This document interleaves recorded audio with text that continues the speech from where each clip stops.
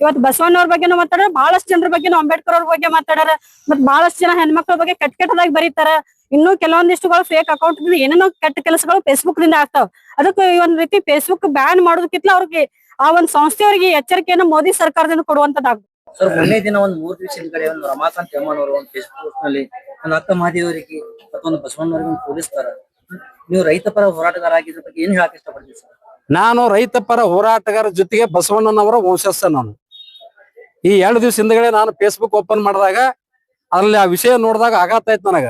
ಯಾವಪ್ಪ ಪುಣ್ಯಾತ್ಮ ಇಂತ ಅಯೋಗ್ಯನ ನಮಗ ಬಸವಣ್ಣವ್ರ ಬಗ್ಗೆ ಮತ್ತು ಅಕ್ಕ ಮಹಾದೇವ್ರ ಬಗ್ಗೆ ಇಷ್ಟೊಂದು ಕೀಳು ಶಬ್ದವನ್ನ ಉಪಯೋಗ ಮಾಡಿ ಇಡೀ ಶರಣ ಸಂಕುಲಕ್ಕೆ ಒಂದು ಮಸಿ ಬಳಿಯುವಂತ ಕೆಲಸ ಮಾಡಿದಾನೆ. ಇದು ಯಾವ ಕಾರಣಕ್ಕೆ ಮಾಡಿದಾರೆ ತಿಳ್ಕೊಂಡು ನಾನು ಇದನ್ನ ಕೆಲವೊಂದು ಪ್ರಮುಖರಿಗೆ ಜೊತೆ ಚರ್ಚೆ ಮಾಡಿ ನಂತರ ಮಾನ್ಯ ಜಿಲ್ಲಾ ಪೊಲೀಸ್ ವರಿಷ್ಠಾಧಿಕಾರಿಗಳ ಜೊತೆಗೆ ಚರ್ಚೆ ಮಾಡಿದಾಗ ಇಲ್ಲ ಒಂದು ಪ್ರಕರಣವನ್ನ ದಾಖಲೆ ಮಾಡಿರ್ತಂದು ಬಸವನ ಬಾಗೇವಾಡಿ ಒಂದು ಪೊಲೀಸ್ ಠಾಣೆಯಲ್ಲಿ ಇದನ್ನೊಂದು ಕ್ರಿಮಿನಲ್ ಕೇಸವನ್ನು ನಿನ್ನಿನ ದಿವಸ ಮಧ್ಯರಾತ್ರಿ 12 ಗಂಟೆಗೆ FIR ಮಾಡಿಸಿದ್ದೀನಿ. ಅದನ್ನು ಅವ ಎಂತ ಭಾಷೆ ಉಪಯೋಗ ಮಾಡಿದಾನಪ್ಪ ಅಂತಂದ್ರ ಅವ ಇದ್ರಿ ಸಿಕ್ಕನಾದ್ರೆ ಇಲ್ಲೇ ಅವನ ಕೊಲೆ ಮಾಡ್ಬೇಕು ಅಂತ ಶಬ್ದಗಳನ್ನ ಉಪಯೋಗ ಮಾಡಿದವನು. ಅಷ್ಟೊಂದು ಆಕ್ರೋಶ ಬರ್ತದ. 12ನೇ ಶತಮಾನದಲ್ಲಿ ಬಸವಣ್ಣನವರು ಸಾಮಾಜಿಕ ಸಮಾನತೆಗಾಗಿ ಕ್ರಾಂತಿಯನ್ನ ಮಾಡಿದ್ರು. ಕೆಳಕ್ಕೆ ಬಿದ್ದವರನ್ನ, ಶೋಷಿತ ವರ್ಗದವರನ್ನ, ದಲಿತರನ್ನ ಕೆಳಕ್ಕೆ ಬಿದ್ದವರು ಮೇಲಕ್ಕೆ ಎತ್ತಿದಂತವ್ರು ಬಸವಣ್ಣನವರು. ಸಕಲ ಜೀವಾತ್ಮರಿಗೆ ಲೇಸನ್ನ ಬಯಸಿದಂತವ್ರು, ಯಾಂದು ಕೆಡಕ್ ಮಾಡಿದವರಲ್ಲ. ಹೊಡಿತಿನದವ್ರು ಡುಬ್ಬ ಕೊಟ್ಟವ್ರವ್ರು. ಅದನ್ನೇ ಎಲ್ಲಿ ತಪ್ಪು ಮಾಡಿರೋ ತನಸಾಗತ್ತದ ಬಸವಣ್ಣವ್ರು. ಸಳ್ ಸಿಕ್ಬಿಟ್ಟವ್ರು ಎಲ್ಲರಿಗೆ. ಸುಮ್ಮನೆ ಬಸವಣ್ಣ ಬಗ್ಗೆ ಮಾತನಾಡೋದು. ಬಸವಣ್ಣ ಅಂದ್ರೆ ಏನ ತಿಳ್ಕೊಂಡಿರೋ ನಾಲಾಯಕರು. ಬಸವಣ್ಣ ಅಂತ ಇವತ್ತು ಜಗತ್ತಿಗೆ ಪೂಜ್ಯನಾಗಿದ್ದಾರೆ. ಲಂಡನ್ನಿನ ಥೇಮ್ಸ್ ನದಿಯ ದಂಡೆ ಮೇಲೆ ಬಸವಣ್ಣನವರ ಪುತ್ಥಳಿ ಸ್ಥಾಪನೆ ಮಾಡಿದ್ರೆ ಜಗತ್ತಿವತ್ತ ಬಸವಣ್ಣವರಿಗೆ ತಲೆಬಾಗಿದೆ. ಅಂತಾರೆ ಒಬ್ಬ ಅಯೋಗ್ಯನ ಮಗ ಇವತ್ತ ರಮಾಕಾಂತ್ ಎಮ್ಮನವ. ಅವನಿಗೆ ಅನ್ಯಾಯ ಮಾಡಿದ್ರು ಬಸವಣ್ಣವ್ರು. 900 ವರ್ಷ ಆಚೆ ಇರ್ತಕ್ಕಂಥದ್ದು ಇತಿಹಾಸ. ಅದನ್ನ ತಿಳ್ಕೊಳ್ಳೋದನ್ನೇ ಮನಸ್ಸಿಗೆ ಬಂದಾಗ ಮಾತನಾಡಿ ಅಕ್ಕ ಮಹಾದೇವಿ ಕೂಡ ಇವತ್ತ ಬಹಳ ಅಸಹ್ಯಕರವಾಗಿ ಮಾತಾಡುವಂತ ಕೆಲಸಕ್ಕೆ ಕೈ ಹಾಕಿದಾನ ಅವನು. ಅದನ್ನ ಈ ವಿಷಯವಾಗಿ ನಾವು ಈಗಾಗಲೇ ಮಾನ್ಯ ಜಿಲ್ಲಾಧಿಕಾರಿಗಳ ಮುಖಾಂತರ ಮುಖ್ಯಮಂತ್ರಿ ಹಾಗೂ ಗೃಹ ಸಚಿವರಿಗೆ ಮನವಿಯನ್ನು ಕೂಡ ಕೊಟ್ಟಿದ್ದೇವೆ. ಕೂಡಲೇ ರಾಜ್ಯ ಸರ್ಕಾರ ಎಚ್ಚೆತ್ತುಕೋಬೇಕು ಮತ್ತು ಪೊಲೀಸ್ ಇಲಾಖೆಯನ್ನು ಎಚ್ಚೆತ್ತುಕೊಂಡು ಇದನ್ನ ತನಿಖೆ ಮಾಡಬೇಕು.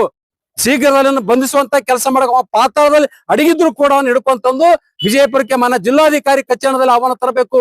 ಅವನಿಗೆ ಜೈಲ್ ಹಾಕೋ ಅವಶ್ಯಕತೆ ಇಲ್ಲ. ಜೈಲ್ ಹಾಕಿರಿ ಇವತ್ತಿಲ್ಲ ನಾಳೆ ಮತ್ತೆ ಹೊರಗೆ ಬರ್ತಾರೆ ಇವರು. ಇಲ್ಲಿ ಸಾರ್ವಜನಿಕವಾಗಿ ಅವನಿಗೆ ಗಲ್ಲಿಗೇರಿಸುವಂತ ಕೆಲಸ ಮಾಡಬೇಕು. ಯಾಕೆ ಇಡೀ ಬಸವಾಭಿಮಾನಿಗಳ ಮನಸ್ಸಿಗೆ ಒಂದು ಧಕ್ಕೆ ಉಂಟು ಮಾಡಿದಾನೆ ಅವನು. ಬಸವಣ್ಣವರು ಸಮಾನತೆ ತಂದವರವರು, ಯಾರಿಗೆ ಕೆಟ್ಟ ಮಾಡಿಲ್ಲ. ಅಂತವ್ರಿಗೆ ಇವತ್ತ ಅವಾಚ್ಯ ಶಬ್ದ, ಬಹಳ ಕೀಳು ಭಾಷೆಯನ್ನ ಬಳಸುವ ಮೂಲಕ ಇಡೀ ಬಸವಣ್ಣನವರ ಭಕ್ತರಿಗೆ ಇವತ್ತು ನೋವು ಉಂಟಾಗಿದೆ. ಆ ಕಾರಣಕ್ಕಾಗಿ ಇವತ್ತು ಪ್ರತಿಭಟನೆ ಮಾಡಿ ಅವನು ಕೂಡಲೇ ಬಂಧಿಸಿ ಇಲ್ಲಿ ತರಬೇಕಂತಕ್ಕಂಥ ವಿಚಾರದ ಮನವಿಯನ್ನು ಕೂಡ ಕೊಟ್ಟಿದ್ದೇವೆ ನಾವು. ಇಲ್ಲಿ ಸೆಕ್ಷನ್ 299, 352 ಸಬ್ ಕ್ಲಾಸ್ 2 ಮತ್ತು ಆಕ್ಟ್ 2008 ಅಂಡರ್ ಸೆಕ್ಷನ್ 66 ಕೆಳಗಡೆ ನಾವು ಕ್ರಿಮಿನಲ್ ಮೊಕದ್ದಮೆ ಇಂದಿನ ದಿವಸ ನಾವು ದಾಖಲೆ ಮಾಡಿದ್ದೇವೆ. ಕೂಡಲೇ ಮಾನ್ಯ ಜಿಲ್ಲಾ ಪೊಲೀಸ್ ವರಿಷ್ಠಾಧಿಕಾರಿಗಳು ಇದಕ್ಕೊಂದು ತಂಡ ರಚನೆ ಮಾಡಿ ಎಲ್ಲೆಲ್ಲಿ ಅದನ್ನು ದೇಶದ ಯಾವ ಮೂಲೆಯಲ್ಲಿ ಅದನ್ನು ಅವನು ವಾದ್ಯ ಹೇಳ್ಕೊಂಡ್ಬರುವಂತ ಕೆಲಸ ಮಾಡಬೇಕು. ಇಲ್ಲಿ ಇದ್ರೆ ನಾವು ಈ 12ನೇ ಶತಮಾನದಲ್ಲಿ ಬಸವಣ್ಣವರು ಏನ್ ಸಮಾನತೆಗಾಗಿ ಕ್ರಾಂತಿಯನ್ನ ಮಾಡಿದ್ರು, ಆ ಒಂದು ಕ್ರಾಂತಿ ಇಲ್ಲಿ ವಿಜಯಪುರ ಜಿಲ್ಲೆಯಲ್ಲಿ ಮತ್ತೆ ನಾವು ಪ್ರಾರಂಭ ಮಾಡ್ಬೇಕಂತ ತಿಳ್ಕೊಂಡು ರಾಜ್ಯ ಸರ್ಕಾರಕ್ಕೆ ಎಚ್ಚರಿಕೆಯನ್ನು ಕೊಡ್ತಾ ಇದ್ದೇನೆ. ಅರವಿಂದ್ ಕುಲಕರ್ಣಿ, ಬಸವಣ್ಣನವರ ವಂಶಸ್ಥರು ಹಾಗೂ ರೈತ ಮುಖಂಡ. ಸರ್, ಇನ್ನೊಂದೇನಪ್ಪ, ಈ ಫೇಸ್ಬುಕ್ ಅಕೌಂಟ್ ರಮಾಕಾಂತ್ ಎಮ್ಮ ಅದು ಫೇಕ್ ಅಕೌಂಟ್ ಐತು ಮತ್ತು ಒರಿಜಿನಲ್ ಅಕೌಂಟ್ ಐತು, ನೋಡಿದ್ರೆ ಅದು ಫೇಕ್ ಅದು ಅಥವಾ ನಿಜ ಅದನ್ನ ಬಗ್ಗೆ ಪೊಲೀಸ್ ಇಲಾಖೆಯವರು ಮಾಡ್ಬೇಕು. ಅವ್ರ ಜವಾಬ್ದಾರಿ ಅದು. ಅವ್ರು ತಾವೇ ಮಾಡ್ತಾರೋ ಅಥವಾ ಸೈಬರ್ ಕ್ರೈಮ್ ಟ್ರಾನ್ಸ್ಫರ್ ಮಾಡ್ತಾರೋ, ಒಟ್ಟಾರೆ ಅದನ್ನ ಅವ್ನು ಹಿಡ್ಕೊಂಡ್ ತರಬೇಕು. ಅದು ಫೇಕ್ ಅದ ಹೆಂಗದ ಅವ್ರು ಅದನ್ನ ಹತ್ಬೇಕು. ಫೇಕ್ ಏನೇ ಫೇಕ್ ಇದ್ರೆ ಬರ್ದಾರಲ್ಲ, ಬರ್ದಿತ್ತು ಸತ್ಯ ಅದ. ಅದು ಯಾವ ಬರ್ದಿದೆ ಅಂತಕ್ಕಂಥ ಪತ್ತೆ ಹಚ್ಚುವಂತ ಕೆಲಸ ಪೊಲೀಸ್ ಇಲಾಖೆ ಮಾಡ್ಬೇಕದು. ಮೊನ್ನೆ ದಿನ 3 ದಿವಸಗಳ ಹಿಂದ್ಗಡೆ ರಮಾಕಾಂತ್ ಎಮ್ಮ ನಂಬರ್ 1 ಫೇಸ್ಬುಕ್ ಅಲ್ಲಿ ಒಂದು ಪೋಸ್ಟ್ ಹಾಕ್ತಾರೆ. ಬಸವಾದಿ ಶರಣರು ಅಥವಾ ಬಸವಣ್ಣವರು ಅಕ್ಕಮದೇವರನ್ನು ಪ್ರದೇಶಕ್ಕೆ ನೀವೇನ್ ಹೇಳಕ್ ಇಷ್ಟಪಡ್ತೀರಿ? ಇವತ್ತು ಬಸವಾದಿ ಶರಣರು ಮತ್ತು ಜಗಜ್ಯೋತಿ ಬಸವೇಶ್ವರರು ಇಡೀ ವಿಶ್ವಕ್ಕೆ ಒಂದು ಜ್ಯೋತಿಯನ್ನು ಬೆಳಗಿಸಿದ ಅಂತ ಹೇಳಕ್ ಇಚ್ಛೆ ಪಡ್ತೀನಿ. ಯಾಕಂದ್ರ ಅಂತ ಒಂದು ಸಂದೇಶವನ್ನ 12ನೇ ಶತಮಾನದಲ್ಲಿ ತಮ್ಮ ಅನುಭವ ಮಂಟಪದ ಮುಖಾಂತರ ಇವತ್ತು ಸ್ತ್ರೀ ಸಮಾನತೆ ಆಗಿರ್ಬೋದು ಮತ್ತು ಸಣ್ಣ ಸಣ್ಣ ಸಮಾಜಗಳನ್ನ ಮೇಲೆತ್ತಿ ಎಲ್ಲಾ ಸಮಾಜದವರು ಒಗ್ಗೂಡಿಸ್ಕೊಂಡು ಹೋಗಿದ್ದು ಬಸವಣ್ಣ ಅನ್ನೋ ಕಾರಣಕ್ಕೆ ಅವ್ರಿಗೆ ಜಗಜ್ಯೋತಿ ಅನ್ನೋ ಹೆಸರು ಬಂತು. ಹಂಗಾಗಿ ಅಂತ ಒಬ್ರು ಬಸವಣ್ಣವ್ರ ಬಗ್ಗೆ ಮಾತಾಡುವಂತ ಯೋಗ್ಯತೆ ಆ ರಮಾಕಾಂತ್ ಅವ್ರಿಗಿಲ್ಲ. ಮತ್ತು ಅವ್ರೇನ್ ಫೇಸ್ಬುಕ್ ಅಲ್ಲಿ ಇಂತ ಒಂದು ಮೆಸೇಜ್ ಅನ್ನು ಹಾಕಿದಾರೆ, ಅದಕ್ಕೆ ಎಲ್ಲ ನಾವು ಬಸವ ಅಭಿಮಾನಿಗಳು ಮತ್ತು ಇಡೀ ರಾಜ್ಯದಲ್ಲೆಲ್ಲ, ಇಡೀ ನಮ್ಮ ದೇಶದಲ್ಲೇ ಕೂಡ ಅವ್ರ ವಿರುದ್ಧ ಒಂದು ಹೋರಾಟ ಮಾಡಿ ಅವರಿಗೆ ಕಾನೂನು ಮುಖಾಂತರ ಶಿಕ್ಷೆ ಕೊಡ್ತಾರೋ ಇಲ್ಲೋ ಗೊತ್ತಿಲ್ಲ. ಆದ್ರೆ ಎಲ್ಲಿ ಕಾಣ್ತಾರ ಅಲ್ಲಿ ಬಸವ ಅಭಿಮಾನಿಗಳು ಅವ್ರಿಗೆ ಕಲ್ಲು ತಗೊಂಡ್ ಹೊಡಿಬೇಕಂತ ನಾನು ಹೇಳಕ್ ಇಚ್ಛೆ ಪಡ್ತೀನಿ. ಯಾಕಂದ್ರ ಇವತ್ತು ನಾವು ಅಕ್ಕ ಮಾದೇವಿ ಬಗ್ಗೆನೂ ಕೂಡ ಮಾತಾಡಿದಾರ ಅವ್ರು. ಇವತ್ತು ಅಕ್ಕ ಮಾದೇವಿಯನ್ನ ಪ್ರತಿನಿಧಿಸುವಂತ ನಾವೆಲ್ಲ ಹೆಣ್ಮಕ್ಳು. ಅವತ್ತಿನ ಅನುಭವದ ಮಂಟಪದಲ್ಲಿ ಏನ್ ಸ್ವತಂತ್ರತೆ ಸಿಕ್ತು, ಇವತ್ತು ನಾವು ಒಬ್ಬ ಹೆಣ್ಮಗಳಾಗಿ ಇಷ್ಟು ಜನ ಹೆಣ್ಮಕ್ಳು ಇಲ್ಲಿ ನಿಂತ್ಕೊಂಡು ಮಾತಾಡ್ತೀವಿ ಅಂದ್ರೆ ಅದಕ್ಕೆ ಬಸವಣ್ಣವ್ರ ಕಾರಣ ಅಂತ ನಾನು ಹೇಳಕ್ ಇಚ್ಛೆ ಪಡ್ತೀನಿ. ಬುದ್ಧ, ಬಸವ, ಅಂಬೇಡ್ಕರ್ ಅಂತ ಅವರನ್ನೆಲ್ಲ ನಾವು ಫಾಲೋ ಮಾಡ್ಕೊಂಡ್ ಬಂದು ಇವತ್ತು ಮಹಿಳೆಯರು ಸ್ವತಂತ್ರಗೊಂಡು ಇವತ್ತು ಇಲ್ಲಿ ಇಷ್ಟು ಆರಾಮಾಗಿ ನಾವು ಓಡಾಡ್ತಿದ್ವಿ ಅಂದ್ರೆ ಇವತ್ತು ಭಗವಾನ್ ಬುದ್ಧರು, ಬಾಬಾ ಸಾಹೇಬ್ರು ಮತ್ತು ಬಸವಣ್ಣವ್ರ ಕಾರಣ. ಅಂತ ಒಬ್ಬ ಬಸವಣ್ಣವ್ರಿಗೆ ಅವಮಾನ ಮಾಡಿದಾರ ಅಂದ್ರ ಅವ್ರಿಗೆ ಕಲ್ಲಿಲೆ ಹೊಡೆದು ಸಾಯಿ ಹೊಡಿಬೇಕಂತ. ಯಾಕಂದ್ರೆ ಬಸವ ತತ್ವದಲ್ಲಿ ಅಹಿಂಸೆಗೆ ಜಾಗ ಇಲ್ಲ, ಯಾರನ್ನೂ ಕೆಟ್ಟದಾಗಿ ನೋಡುದಿಲ್ಲ, ಯಾರಿಗೆ ದಬ್ಬಾಳಿಕೆ ಮಾಡೋದಾಗ್ಲಿ ಗಲ್ಲಿಗೆ ಇಂಥ ತತ್ವ ಬಸವ ತತ್ವ ಅಲ್ಲ. ಸಮಾನತೆ, ಎಲ್ಲರನ್ನೂ ಸಮಾಧಾನದಿಂದ ತಗೊಂಡ್ ಹೋಗುವಂತದ್ದು ಬಸವ ತತ್ವ. ಆದ್ರೆ ನಮ್ಗೆ ಹೆಣ್ಮಕ್ಳಿಗೆ ಸಿಟ್ಟು ಬಂದದ.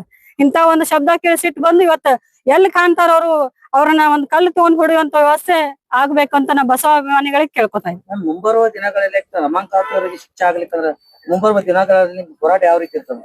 ಇವತ್ತು ನಾವು ನಮ್ಮ ಅಂತಮ್ರೆಲ್ಲರೂ ಇವತ್ತ DC ಸಾಹೇಬ್ರಿಗೆ ಮನವಿಯನ್ನು ಕೊಟ್ಟಿದ್ದಾರೆ, ಮತ್ತ ಅವ್ರ ಮೇಲೆ FIR ಕೇಸನ್ನು ಹಾಕಿದ್ದಾರೆ. ಒಂದ್ 2-3 ದಿವಸ ಕಾದ್ ನೋಡ್ತೀವಿ. ಯಾಕಂದ್ರ ಕಾನೂನು ಕೈಗೆ ತೆಗೆದುಕೊಳ್ಳುವಂತ ಸಂಸ್ಕೃತಿ ನಮ್ದಲ್ಲ. ಅದಕ್ಕೆ ಒಂದ್ 2-3 ದಿವಸ ಕಾದ್ ನೋಡ್ತೀವಿ. ಒಂದ್ ವೇಳೆ ಸರ್ಕಾರದಿಂದ ಮತ್ತು ಕಾನೂನಿನ ರೀತಿಯಿಂದ ಅವ್ರಿಗೆ ಶಿಕ್ಷೆ ಆಗ್ಲಿಲ್ಲ ಅಂದ್ರ ಅನಿವಾರ್ಯವಾಗಿ ನಾವು ಕಾನೂನನ್ನ ಕೈಗೆ ತಗೊಳ್ಬೇಕಾಗ್ತದೆ. ಇನ್ನೊಂದ್ ಏನಾಗ್ತದೆ ನೋಡ್ರಿ, ಫೇಸ್ಬುಕ್ ದಲ್ಲಿ ಫೇಕ್ ಅಕೌಂಟ್ ಬಹಳ ಆಗ್ಯಾವ. ಇಂತ ಮಣ್ಣಿದ ಏನಾಗ್ತದ, ಒಂದ್ 2-3 ತಿಂಗಳ ಹಿಂದ್ಗಡೆ ಬಾಬಾ ಸಾಹೇಬ್ರ ಬಗ್ಗೆ ಕೂಡ ಗುಲಾಮರಪ್ಪ ಅಂತ ಬಂತು. ಈ ತರ ಆಗ್ತದೆ. ಈ ಫೇಸ್ಬುಕ್ ಒಂದ್ ಸಂಸ್ಥೆಗೆ ಏನ್ ಹೇಳಕ್ ಇಷ್ಟಪಡ್ತೀನಿ? ನಾನ್ ಫೇಸ್ಬುಕ್ ಸಂಸ್ಥೆಗೆ ಈ ಮೂಲಕ ಹೇಳಕ್ ಇಚ್ಛೆ ಪಡೋದು ಏನಂದ್ರೆ ಅದು ಫೇಕ್ ಅದೋ ನಿಜವಾಗದೋ ನಮ್ಗೆ ಗೊತ್ತಿಲ್ಲ. ಅದನ್ನ ಕಂಡು ಹಿಡಿಯುವಂತ ಕೆಲಸ ಸರ್ಕಾರದ. ಮತ್ ನಾನ್ ಮೋದಿ ಸರ್ಕಾರಕ್ಕೂ ಎಚ್ಚರಿಕೆ ಕೊಡ್ತೀನಿ. ಯಾಕಂದ್ರೆ ಫೇಸ್ಬುಕ್ ನಮ್ಮ ರಾಜ್ಯದಲ್ಲಿ ಅಷ್ಟೇ ಇಲ್ಲ, ಇಡೀ ದೇಶದಲ್ಲಿ, ಇಡೀ ಜಗತ್ತಿನಲ್ಲೇ ಇರ್ಬೋದು. ಅದಕ್ಕೆ ನಾವು ಫೇಸ್ಬುಕ್ ಅಕೌಂಟ್ ಅನ್ನ ಕ್ರಿಯೇಟ್, ಒಂದ್ ಫೇಸ್ಬುಕ್ ಅನ್ನೋ ಒಂದು ಇದು ಹುಟ್ಟು ಹಾಕಿದಂತವ್ರಿಗೆ ಇವತ್ತು ಭಾರತ ಸರ್ಕಾರದಿಂದ ಎಚ್ಚರಿಕೆ ಕೊಡ್ಬೇಕು. ಸರ್ಕಾರದವ್ರು ಎಚ್ಚರಿಕೆ ಕೊಡ್ಬೇಕು, ಅದ್ರ ಬಗ್ಗೆ ಒಂದ್ ಜಾಗೃತಿ ತಗೋಬೇಕು. ಇವತ್ತು ಬಸವಣ್ಣವ್ರ ಬಗ್ಗೆನೂ ಮಾತಾಡ್ಯಾರ, ಬಹಳಷ್ಟು ಜನರ ಬಗ್ಗೆನೂ, ಅಂಬೇಡ್ಕರ್ ಅವ್ರ ಬಗ್ಗೆ ಮಾತಾಡ್ಯಾರ, ಮತ್ ಬಹಳಷ್ಟು ಜನ ಹೆಣ್ಮಕ್ಳ ಬಗ್ಗೆ ಕೆಟ್ಟದಾಗಿ ಬರೀತಾರ. ಇನ್ನು ಕೆಲವೊಂದಿಷ್ಟುಗಳು ಫೇಕ್ ಅಕೌಂಟ್ ಏನೇನೋ ಕೆಟ್ಟ ಕೆಲಸಗಳು ಫೇಸ್ಬುಕ್ ದಿಂದ ಆಗ್ತಾವ. ಅದಕ್ಕೆ ಈ ಒಂದ್ ರೀತಿ ಫೇಸ್ಬುಕ್ ಬ್ಯಾನ್ ಮಾಡೋದಕ್ಕಿಂತ ಅವ್ರಿಗೆ ಆ ಒಂದ್ ಸಂಸ್ಥೆಯವರಿಗೆ ಎಚ್ಚರಿಕೆಯನ್ನು ಮೋದಿ ಸರ್ಕಾರದಿಂದ ಕೊಡುವಂತದ್ದಾಗ್ಬೇಕು. ವಿದ್ಯಾರಾಣಿ ತುಂಗಾಳ್. ಮಮತೆ ಮತ್ತು ಸುಮತೆಯನ್ನ ತಮ್ಮ ಜೀವಮಾನವಿಡೀ ಪ್ರದೇಶದ ಬಸವಣ್ಣವರು ಬಸವನ ನಾಡಿನಲ್ಲಿ ಕೆಳಗಾವಿ ಬಿದ್ದವರು ಮತ್ತು ಕೆಳವರ್ಗದವರನ್ನ ಮೇಲಕ್ಕೆತ್ತುವಂತ ಬಸವಣ್ಣವ್ರ ಬಗ್ಗೆ ಒಬ್ಬ ಮನುಷ್ಯ ರಮಾಕಾಂತ್ ಅನ್ನೋರು ಬಹಳ ಅಶ್ಲೀಲವಾಗಿ ಪದಗಳನ್ನು ಉಪಯೋಗಿಸಿ ಅವರನ್ನು ಹೇಳಿಸಿದ್ದಾನೆ. ಆಕ್ಚುಲಿ ಬಸವ ಅಂತಂದ್ರೆ ಒಂದು ಇಡೀ ಜಗತ್ತೇ ತಲೆಬಾಗುವಂತ ಒಂದು ಶಕ್ತಿಗೆ ಆ ಮನುಷ್ಯ ತನ್ನ ಕೀಳು ಮಟ್ಟದ ಭಾಷೆಯನ್ನು ಉಪಯೋಗಿಸಿ ಇಡೀ ಬಸವಾಭಿಮಾನ ದೇಶದಲ್ಲಿರುವಂತ ಇಡೀ ಬಸವಾಭಿಮಾನಗಳಿಗೆ ಭಾವನೆಗಳಿಗೆ ಧಕ್ಕೆ ತಂದಿದ್ದಾನೆ. ಆ ಮನುಷ್ಯನನ್ನ ಏನಾದ್ರೂ ಪತ್ತೆ ಮಾಡಿ ಅವನನ್ನು ಅರೆಸ್ಟ್ ಮಾಡಿ ಮತ್ತು ಸರಿಯಾದ ಶಿಕ್ಷೆಯನ್ನು ನೀಡಬೇಕಂತ ಹೇಳಿ ನಾವೆಲ್ಲ ಬಸವಪರ ಸಂಘಟನೆಗಳವರು ನಿನ್ನೆ ನಮ್ಮ ಅರವಿಂದ್ ಕುಲಕರ್ಣಿ ಅವರ ನೇತೃತ್ವದಲ್ಲಿ ಬಸವನ ಬಾಗೇವಾಡಿಯಲ್ಲಿ ಕ್ರಿಮಿನಲ್ ಮೊಕದ್ದಮೆಯನ್ನು ದಾಖಲಿಸಿದ್ದಾರೆ. ಜಿಲ್ಲಾಡಳಿತ ಮತ್ತು ಕರ್ನಾಟಕ ಸರ್ಕಾರ ಆ ಬಸವಣ್ಣನವರಿಗೆ ಹೀಯಾಳಿಸಿದ್ದನ್ನ ಬಸವಾಭಿಮಾನಿಗಳ ಭಾವನೆಗಳ ನೋವನ್ನುಂಟು ಗಮನದಲ್ಲಿಟ್ಟುಕೊಂಡು ಅವನು ಎಲ್ಲೇ ಇದ್ರು ಅರೆಸ್ಟ್ ಮಾಡಿ ಅವರಿಗೆ ಶಿಕ್ಷೆಯನ್ನು ಕೊಡಬೇಕಂತ ಹೇಳಿ ನಾವು ಬಸವಾಭಿಮಾನಿ ಸಂಘದಿಂದ ನಾವು ಒತ್ತಾಯಿಸ್ತಿದ್ದೇನೆ. ನಾನು ಚಂದ್ರಶೇಖರ್ ಗಂಟೆಪ್ರವತಿ, ಜಾಗತಿಕ ಲಿಂಗಾಯತ ಮಹಾಸಭಾದ ಕೋಶಾಧ್ಯಕ್ಷ.